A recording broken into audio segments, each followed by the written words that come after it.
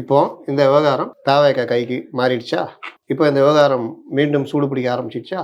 இதுதான் போராட்ட வடிவம். இந்த அழுத்தம் தான் உங்களுக்கு குற்றவாளியை அந்த விசாரணையை இன்னும் கொஞ்சம் சரியான பாதைக்கு கொண்டு போகும். குற்றவாளி யாராவது பாதுகாக்கணும்னு நினைச்சா அதையும் தடுக்கும். இந்த விஷயம் மக்கள் மத்தியில போகும். புஷி ஆனந்த் போராட்ட கலந்து வந்துட்டாரா? தானா கைதாயிட்டாரா?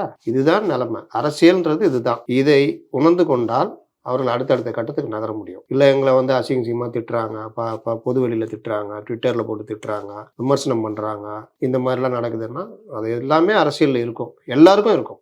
உங்களுக்கு இருக்கும், எனக்கு இருக்கும், யாருக்கு இருக்காது? வீடியோ எடுப்பாங்கன்னு தெரியாமல் அவங்க என்ன எந்த உலகத்தில் இருக்காங்கன்னு தெரியல. யாரெல்லாம் கொடி வச்சுருந்தீங்க அப்படி இப்படின்னு திருப்பி எடுத்து பேசுகிறாங்க. இன்னொன்று அங்கே பேசுகிறாங்க, நாங்கள் ஒன்றும் தப்பு பண்ணல, நாங்கள் இந்த நோட்டீஸை கொடுக்குறோம். அதனால் இந்த நம்ம ஏற்கனவே அடிக்கடி சொல்லுவோம், அடுத்த ஓராண்டு ரொம்ப சுவாரஸ்யமாக இருக்கும்னு ஆரம்பித்து விட்டது. வணக்கம் சார். வணக்கம்.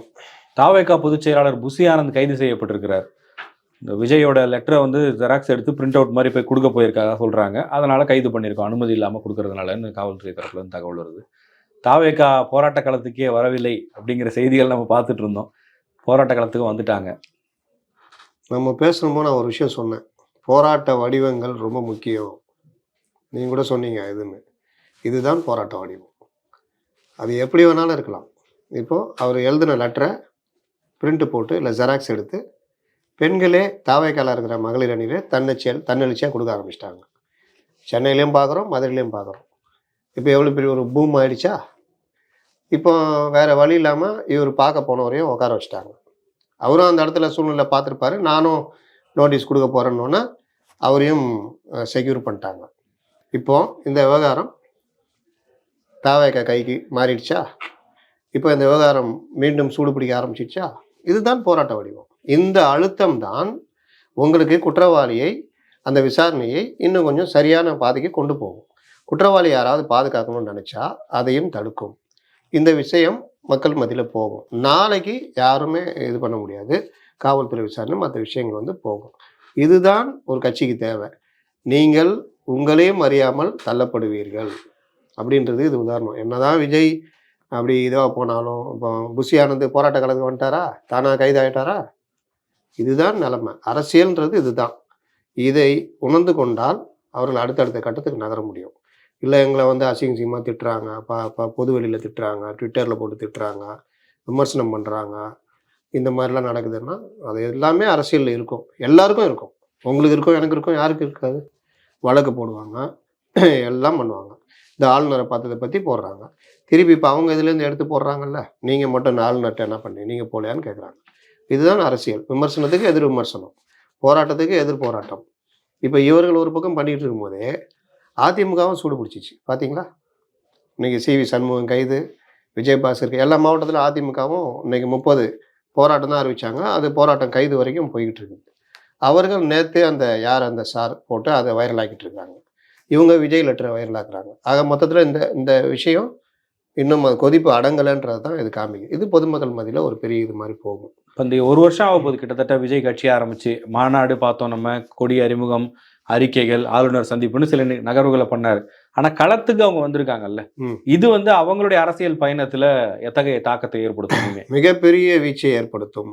உங்களுக்கு போராட்ட களம் அதான் உங்களுக்கு பெரிய ஆசிரியர், பெரிய வகுப்பறை, பெரிய பாடம் சொல்லிக் கொடுக்குறது. நீங்கள் தண்ணியில் இறங்காமல் நீச்சல் பழகவே முடியாது. இவனால நீச்சல் இப்படி அடிக்கலாம், அப்படி அடிக்கலாம்லாம் சொல்லலாம். நீங்கள் வண்டி ஓட்டுறதுக்கு டிரைவிங் ஸ்கூலில் உட்காந்து இப்படி கிளச்சு இப்படின்னு சொல்லலாம். ரோட்டில் இறங்கி ஓட்டும் போது தான் திடீர்னு ஒரு பைக் குறுக்க வரும், இது வரும். அரசியலும் அப்படித்தான்.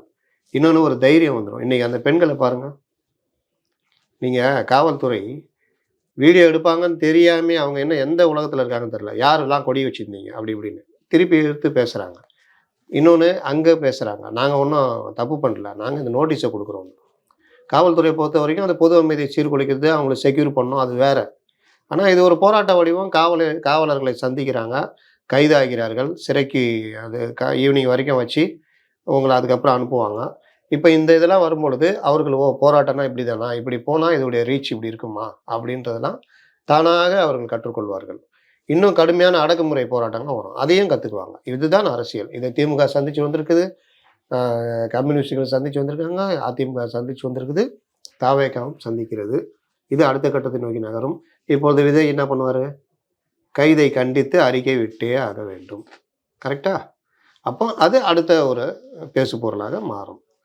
இப்போ இந்த மாதிரி விஷயங்கள்லாம் ஒத்த கருத்தோட ஆ ஆளுங்கட்சிய எதிர்த்து போராடிட்டே இருக்கும்பொழுது, ஒரு ஒற்றுமையும் வரும் கட்சிகளுக்குள்ள. அது ஒரு கூட்டணியாகவும் மாறலாம். அதனால இந்த நம்ம ஏற்கனவே அடிக்கடி சொல்லுவோம். அடுத்த ஓராண்டு ரொம்ப சுவாரஸ்யமா இருக்கும்னு ஆரம்பித்து விட்டது. அது ஒரு மாணவியினுடைய அநீதிக்கு நீதி கேட்கிற போராட்டமாக உண்மையிலேயே ஒரு தாய்க்கு, ஒரு பெண்ணுக்கு, ஒரு குழந்தைக்கான ஒரு நீதி அப்படின்னு இறங்கும் பொழுது, அது வந்து தாய்மார்கள போய் சேரும். அந்த வகையில விஜய்க்கு ஒரு தாய் ஒரு பெண்ணுக்கான போராட்டத்தை பெண்களே ஆரம்பித்து களத்தில் இறங்கி விட்டார்கள். இது அடுத்தடுத்து இந்த களம்தான் சிறந்ததுன்னு இறங்கும் பொழுது, தாவேகா அதோடைய பாதையில போக ஆரம்பிச்சிரும். உண்மையிலேயே ஒரு சிறப்பான தொடக்கம்னு நான் நினைக்கிறேன். இந்த போராட்டமும் பார்த்தீங்கன்னா, நீங்க அடக்குமுறை மூலமாலாம் அதெல்லாம் சரி பண்ண முடியாது. அப்ப இதுக்கான தீர்வு மற்ற விஷயங்கள்ன்ற போகும்பொழுது தான், இந்த போராட்டங்களுடைய வீச்சு குறையும். அதிமுகவும் இந்த விஷயத்த கையில எடுத்துட்டாங்க. அதனால பார்க்கலாம். இன்னொரு பக்கம் அரசு, காவல்துறை முறையாக விசாரணை நீதிமன்ற உத்தரவு பிரகாரம் அவர்கள் 3 பேர் கொண்ட அந்த சிறப்பு புலனாய்வு படை வந்து அந்த அவங்க விசாரணையில இறங்கிட்டாங்க. இன்னைக்கு நீதிமன்றத்தில 10 நாள் கஸ்டடி கேட்டிருக்காங்க. அது நீதிமன்றம் 5 நாளோ, 4 நாளோ, 7 நாளோ ஏதோ குடுக்கறதுக்கு வாய்ப்பு இருக்குது. அந்த கஸ்டடியில போலீஸ் விசாரணையில மேலும் பல தகவல்கள் வருவதற்கான வாய்ப்புகள் உண்டு. அதனால பொறுத்திருந்து பார்ப்போம். இன்றைக்கு நம்ம முன்கூட்டியே பேசிட்டு இருந்தோம். புஷி ஆனந்தும் மற்றவர்களும் களத்தில் இறங்க வேண்டும். விஜய் அவரால இறங்க முடியலன்னா கூட, மற்ற 2ஆம் கட்ட தலைவர்கள், அடுத்த தலைவர்கள் களத்தில் இறங்குனா தான் தாவேகா அடுத்த கட்டத்துக்கு நகரும்னோம். நம்ம பேசி வாய் மூடவில்லை. அந்த நிகழ்வு நடந்து விட்டது. இது நல்ல தொடக்கம்னு நான் பார்க்குறேன். இன்னைக்கு தாவேகா தலைவர் விஜய் தமிழக ஆளுநர் ஆர்.என். ரவியை சந்தித்து பேசியிருக்காரு. ஒரு 3 கோரிக்கைகளையும் வச்சுருக்காரு ஆளுநரை சந்தித்து பேசி. ஆனால் இந்த சந்திப்பு வந்து அவர் சந்திக்க போகிறாருன்னு சொன்னதுலேருந்தே பயங்கரமான ஒரு விமர்சனம் தான் சோஷியல் மீடியாவில். இவர் ஏன் ஆளுநரை போய் பார்க்குறாரு, ஆளுநர் பதவியே தேவையில்லைன்னு சொன்னாங்க, அப்புறம் ஏன் ஆளுநரை பார்க்குறாங்க அப்படின்னு அவர் அந்த தகவல் வந்ததுலேருந்து இப்போ வரைக்கும் வந்துக்கிட்டே இருக்குது. உங்களுடைய பார்வையில் இந்த சந்திப்பு தேவையானதா? விஜய் இதை தவிர்த்துருக்கலாமா, இல்லை கரெக்டு தான் அவர் பண்ணதுன்னு சொல்கிறீங்களா? அதாவது ஆளுநர் பதவியே தேவையில்லை அப்படின்னு அவங்க கட்சியில் போட்டிருந்ததை எடுத்து ஷேர் பண்ணிகிட்ருக்காங்க. அவங்களும் இந்த திராவிட பாதை அந்த பாதைன்னு எல்லாத்தையும் எட்றா அதுலேருந்து கொஞ்சம் எடு இதுலேருந்து கொஞ்சம் எடுன்னு எடுத்து போட்டு பண்ணியிருக்காங்க. நம்ம அப்போவே இதை விமர்சனம் பண்ணோம். ஆளுநர் பதவின்றது கான்ஸ்டியூஷனில் ஒன்று. சட்டத்தை அமல்படுத்துகிற இடத்துல மாநில அரசுகள் எப்படி செயல்படுதுன்றதுக்கு ஆனால் ஒரு செகண்ட் பேலன்ஸ் அப்படி சொல்லலாம். ஆளுநரும் ஒரு தடவை அதை குறிப்பிட்டு பேசியிருந்தார், என்னுடைய பணின்றது இதுதான் அப்படின்னு. அப்பப்போ எதிர்க்கட்சி மாநிலங்களில் இந்த ஆளுநரை வைத்து அரசியல் பண்ணதும் நடக்கும். ஆனால் மொத்தமாக ஆளுநரை புறக்கணிக்க முடியாதுன்றது தான் கான்ஸ்டியூஷனில் உள்ள ஒரு விஷயம். ஆளுநர் பதவி ஆட்டுக்கு தாடி தேவையா அப்படின்லாம் பேசுனது திராவிட முன்னேற்ற கழகம், அறிஞர் அண்ணா. ஆனால் இவர்கள் எல்லோரும் ஏதோ ஒரு கட்டத்தில் இதே ஆளுநர்கிட்ட போய் மனு கொடுப்பதும் ஊழல் பட்டியல் கொடுப்பதும் பண்ணியிருக்காங்க. உண்டா இல்லையா? அப்போ எல்லாம் இந்த கேள்வி வந்துச்சா? இதுதான் அரசியல். அப்போது இவர் போய் சந்திக்கிறது அவங்கள பாதிக்குது. இவர்களுடைய சந்திப்பு மீண்டும் அண்ணா யூனிவர்சிட்டி அந்த மாணவியுடைய மேட்ரு லைம் லைட்டுக்கு வருது. அப்படின்றப்போ பாரு இவரே போட்டிருக்காரு. அப்போ இவங்களே போய் பார்க்குறாங்க. அப்போ நீங்கள் ஆட்டுக்கு தாடினீங்களே, அப்போ நீங்கள் ஏன் பார்க்குறீங்க?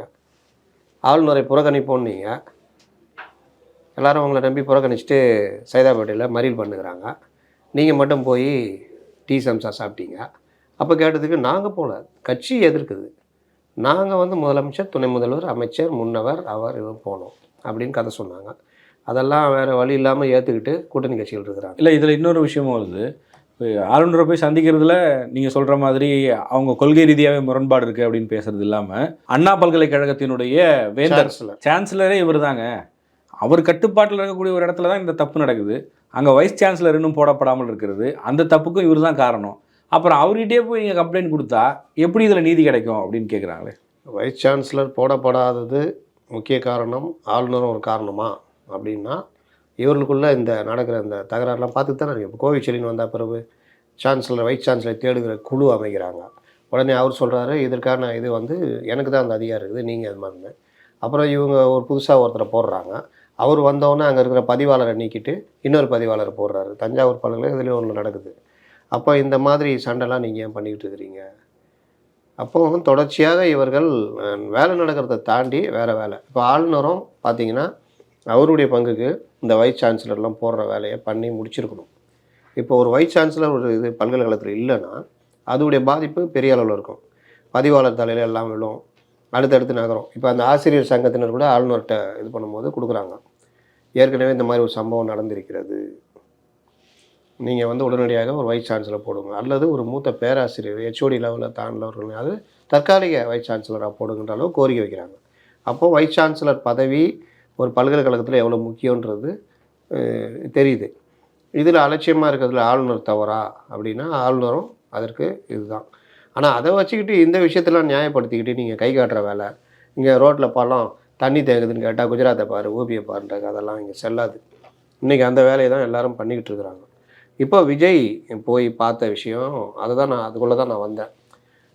அவரை விமர்சனம் பண்ணுறது இது மட்டும் இல்லை, விஜய்க்கு இதை தாண்டியும் விமர்சனம் வரும். ஏன்னா பாஜகவுடைய பி டீம்னு சொல்ல ஆரம்பிச்சிருவாங்க. அடுத்து அதெல்லாம் நடக்கும். இன்னும் கூட 2 பேர் போட்டாங்கன்னு நினைக்கிறேன். ஏன்னா இவர் போய் ஆளுநரை பார்க்குறாரு, உடனே ஆளுநர் இவருக்கு அனுமதி கொடுக்குறார், இவர் அவர்கிட்ட ரொம்ப நேரம் பேசுகிறார், அப்படி இப்படிலாம் போட்டு பேச ஆரம்பிச்சிருவாங்க.